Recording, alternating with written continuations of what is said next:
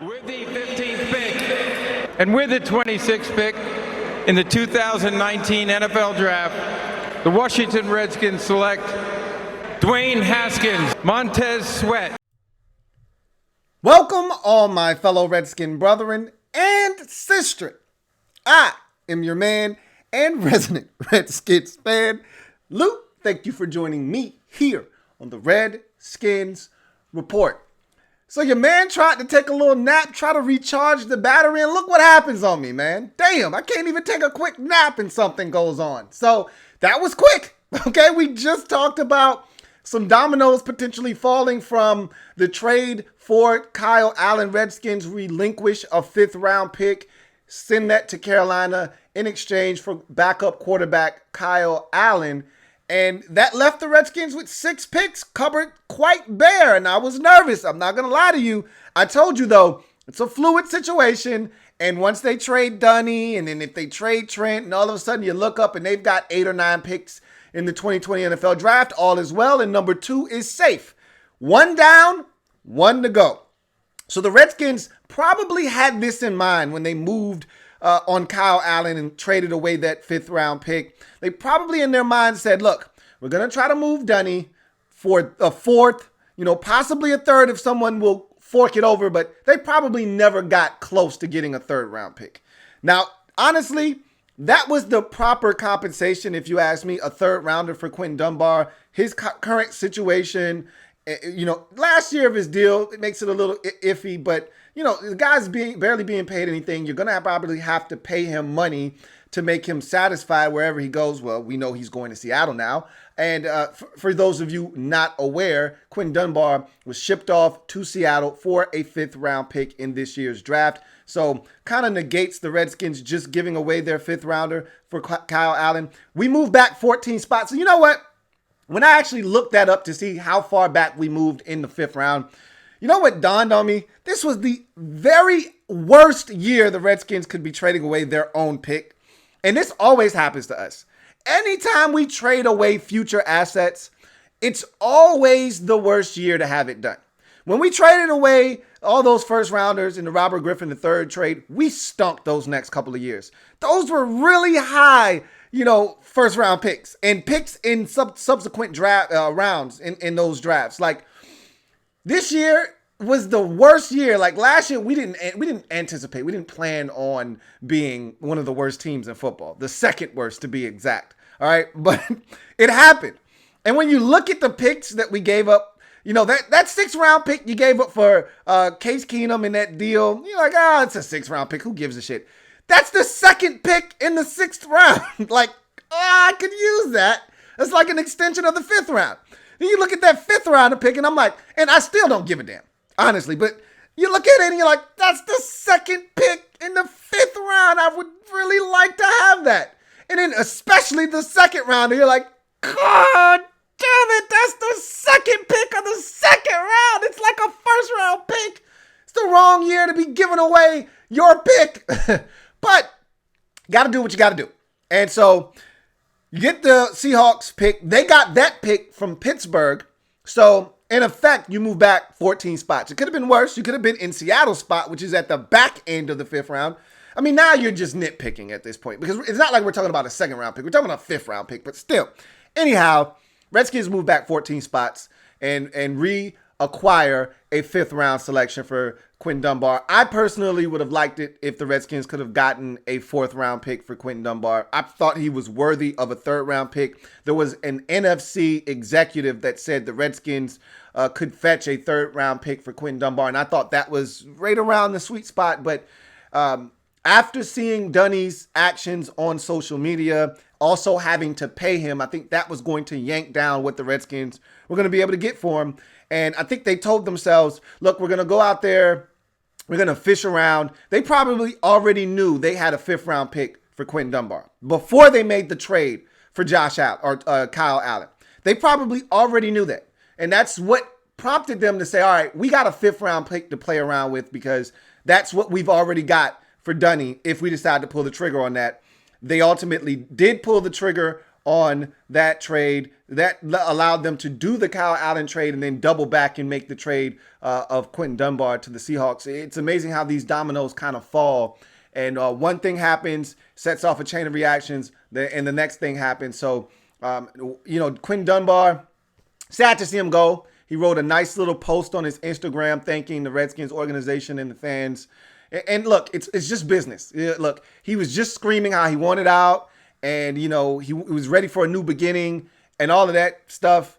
And at the end of the day, he just wanted his money. And I told you guys, it was never personal. It's just business. I was never upset at Dunny. I wish him nothing but the best, except for when he plays against the Redskins. I have no question in my mind. If he stays healthy, he's going to be a really good football player for the Seattle Seahawks. They're going to absolutely love what he is going to bring to the table for them. Again, if he is able to stay healthy, that's always going to be his biggest challenge in this league, is staying healthy. If he's able to do that, he's going to provide them with some really good play in their secondary. And honestly speaking, it's bittersweet for me because he was another one of those guys. I knew this was going to happen. I knew this day was coming. I had mentally prepared myself, but it still stings a bit because I wanted him here. I've already expressed that to you guys. It's like having a pet. You know that pet is going to die at some point, especially as they get up there in age. I've never been really a pet guy. I'm a fish guy, and I had fish when I was younger. And it never lessened the sting, of old Goldie dying, coming home one day from school and Goldie's upside down, belly up, it never made it any easy, even though, I've had Goldie for quite some time, or I've had Royal for quite some time. Royal's been my guy. Come home, sprinkle a little bit of food in the bowl. But at some point, I know Royal's gonna die. All right. And it's not apples to apples in terms of, death with a pet or whatever, or even a family member or a friend or someone that's terminally ill. In your mind, it's going to happen, but you can never really prepare yourself for when it actually does happen. It's not that serious. Like, I'm not mourning over here, but at the same time, that was my guy. He wore 23. That's my favorite number. I was a Quinton Dunbar supporter. I love the rags to riches story. Here, this is a guy that wasn't drafted, played a different position, was late to the cornerback position, which to me was just really scratching the surface of how good he could be. He was supposed to be here. He's not any longer. It needed to happen. It had to happen. It did happen. He's now going to Seattle. I've come to grips with that in my mind. A fifth rounder, albeit a great instant grab for the Redskins to take the place of the fifth round that they just gave away. I don't think it's enough compensation. So I'm not ecstatic as I would have been if this were a early fourth or a third, really, which is what I wanted, to be honest with you. But beggars can't be choosers. When you got 6 picks in the draft, you got to take what you can get. And maybe I'm overrating Dunny's market. And I probably am. But I've seen this guy play. I know what he's capable of. I know some people say he's subpar, he's this, he's that. The man played hurt. When he was right, when he was healthy, there weren't a lot of passes completed his way. All right? Just like any other cornerback. I don't give a damn how good you are. You're going to get some passes completed on you. But when Quinton Dunbar was right, and it hasn't been enough over the last 2 years, but when he was right, he was one of the better corners to me in the league. So it's bittersweet. But again, desperate times call for desperate measures. You're down to 6 picks in the draft. Something must be done. And the Redskins made the move. They replenished their 5th round pick that they gave away, pick up a 5th round pick. Now they're back to 7 picks. All right, that's the standard in the league. Everybody gets 7 to start. What you do with it is up to you at that point. But you get 7 to start out. You want to go north of 7. You don't want to go south of 7. The Redskins are back at the Mendoza line of picks.